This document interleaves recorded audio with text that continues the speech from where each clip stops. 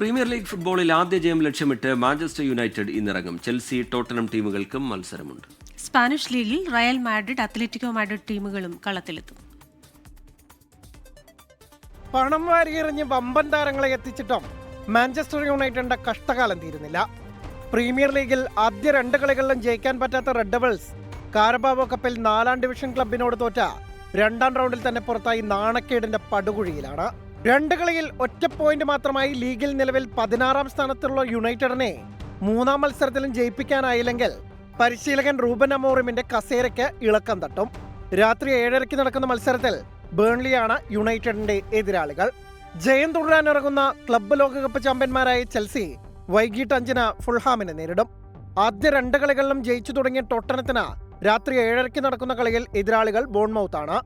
Spanish ലീഗിൽ 3ാം ജയത്തോടെ point പട്ടികയിലെ 1ാം സ്ഥാനമാണ് മുൻ ചാമ്പ്യന്മാരായ റയൽ മാഡ്രിഡിന്റെ ലക്ഷ്യം. രാത്രി 1 മണിക്ക് നടക്കുന്ന മത്സരത്തിൽ മയോർക്കയാണ് റയലിന് നേരിടാനുള്ളത്. അതേസമയം ആദ്യ ജയം മോഹിക്കുന്ന അത്ലറ്റിക്കോ മാഡ്രിഡ് രാത്രി 8:30 അലാവസിനോട് കൊമ്പ് കോർക്കും. ജർമ്മൻ ലീഗിൽ ബയേൺ മ്യൂണിക്കിനും ഫ്രഞ്ച് ലീഗിൽ PSG-ക്കും ഇന്ന് മത്സരമുണ്ട്. Sports desk 24. ലോകത്തെവിടെയായാലും ഏത് സമയത്തും 24 വാർത്തകളും ഓഗ്മെന്റഡ് റിയാലിറ്റി പാക്കേജുകളും എക്സ്പ്ലെയിനറുകളും വിശദമായി കാണാൻ ഞങ്ങളുടെ യൂട്യൂബ് ചാനൽ നിങ്ങൾക്ക് സബ്സ്ക്രൈബ് ചെയ്യാം.